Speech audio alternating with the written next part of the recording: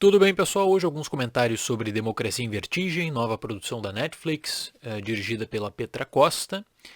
E eu não quero fazer desse vídeo um simples comentário sobre esquerda e direita, sobre se o filme é bom ou ruim. Eu quero fazer uma outra discussão, uma discussão do ponto de vista teórico, dentro da perspectiva do documentarismo, sobre a construção dessa produção e do porquê eu recomendo você assistir essa produção, seja qual for sua posição dentro do espectro político, né?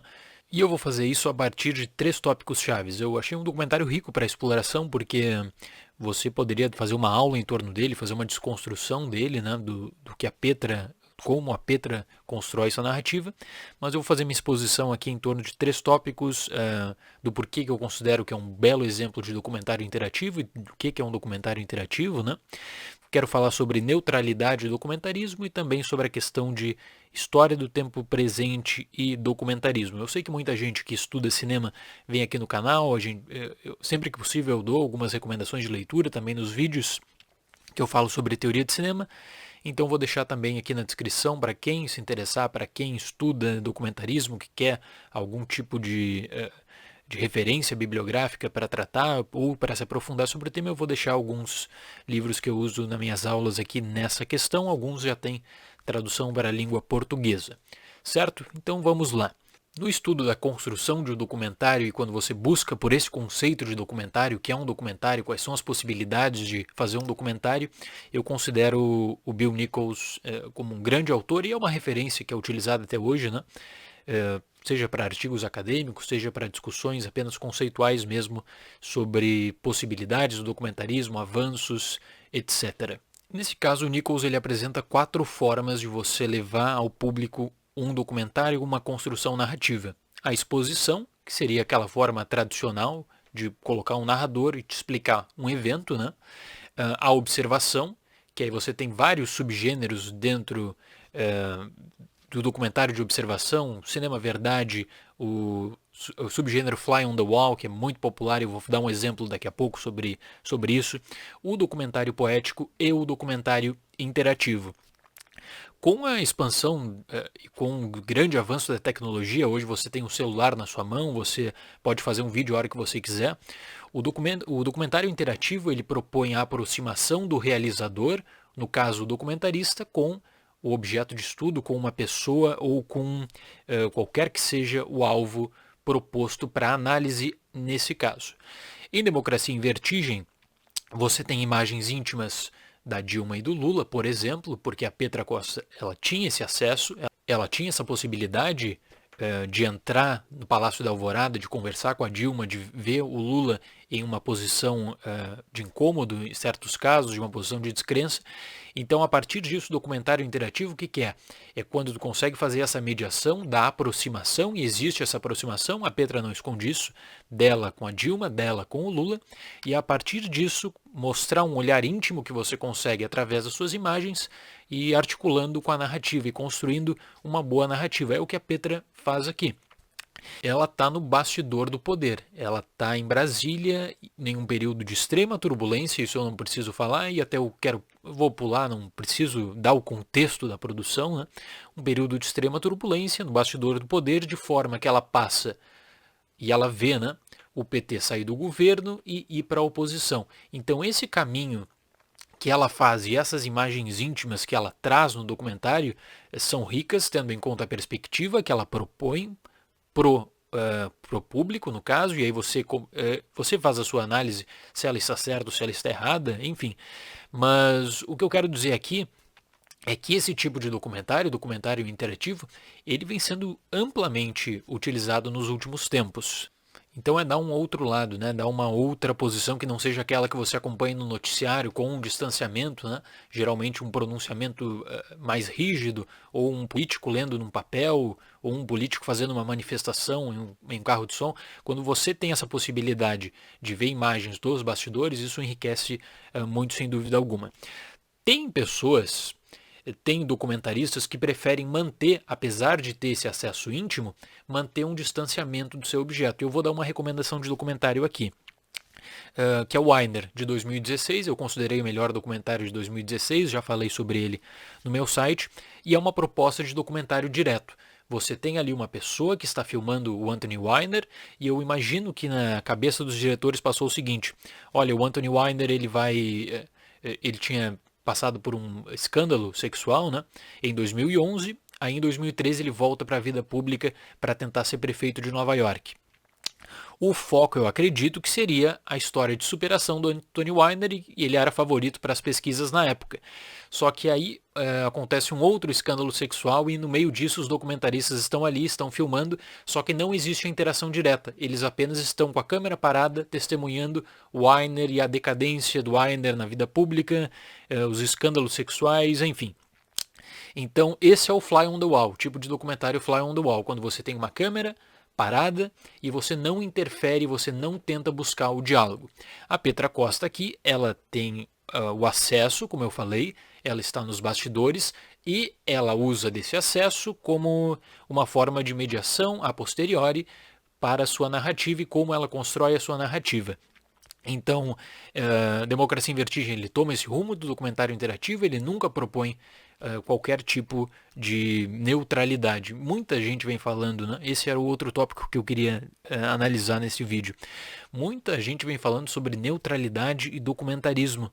E eu vi um comentário dizendo o seguinte: a Netflix, uma gigante dos Estados Unidos, deveria colocar um estrangeiro para fazer um documentário sobre o Brasil, porque aí o estrangeiro não ia ter uma visão de direita ou da esquerda. Como se o estrangeiro fosse um robô e como se ele não fosse também propenso a ter as suas próprias convicções políticas, né? O que eu quero dizer é que não existe dentro do documentarismo essa posição perfeita de neutralidade. Se você, seja de esquerda ou direita, for fazer um documentário sobre o Brasil de 2013 para cá, você vai fazer as suas próprias articulações e você vai dizer que vai concordar com a visão da Petra, que claro é uma visão à esquerda, ou vai dizer que o Bolsonaro ele chega ao poder por conta de uma revolução popular, enfim. A Petra, ela não é desonesta, ela nunca propõe uma neutralidade. O que eu quero ressaltar é que qualquer pessoa vai usar da sua bagagem política, da sua bagagem sobre o que está acontecendo no Brasil, também tendo em conta a sua perspectiva, claro, e visão de mundo, e isso é extremamente normal, e isso é uma das várias facetas e um dos desafios, querendo ou não, do documentarismo. Nessa questão, eu vou deixar a referência de um livro da professora Sheila Bernard, que ela diz abertamente que o documentarismo não tem que ter um compromisso com a neutralidade. O compromisso do documentarismo é com a transparência. E como é que tu vê essa transparência? Através da cronologia proposta. O espectador ele não é obrigado a concordar com a conclusão final de algo que o documentarista passa, ele não é obrigado a concordar com as amarrações feitas pelo documentarista, mas é compromisso dele, desse documentarista, e no caso da Petra Costa, uma coisa, e uma coisa apenas: transparência na cronologia proposta. E qual é a cronologia que a Petra propõe? Governo Lula, Dilma, protestos de 2013, reeleição da Dilma, impeachment Temer. Ela não entra diretamente no governo Bolsonaro e na transição, até porque se entrasse, o documentário teria que explicar a ascensão do Bolsonaro, por que o Bolsonaro chega ao poder, e eu tenho quase certeza que é um plano dela analisar isso no futuro. A cronologia, eu considero que ela é transparente, ela é clara, qualquer pessoa que viveu no Brasil aí nessa última década sabe disso. Você pode discordar das amarrações que ela faz, de como ela envolve a sua visão política, de como ela envolve as questões referentes ao Lula e a Dilma, de como ela coloca, claro, a Lava Jato no meio de tudo isso, esse escândalo de corrupção, mas de certa forma, até entrando um pouquinho nessa construção narrativa, eu achei o discurso mais moderado do que eu esperava. Do modo que existe uma autocrítica à esquerda, existe uma autocrítica do próprio governo Lula, né, de como acaba se aliando ao PMDB. Então, nesse ponto, e aí eu acho que é esse ponto que o pessoal vai acabar fazendo a discussão e vai acabar fazendo a polarização esquerda e direita no Brasil. Vai analisar muito mais essa articulação narrativa do que o mérito do documentário em si. Eu repito o que eu falei no outro vídeo, né?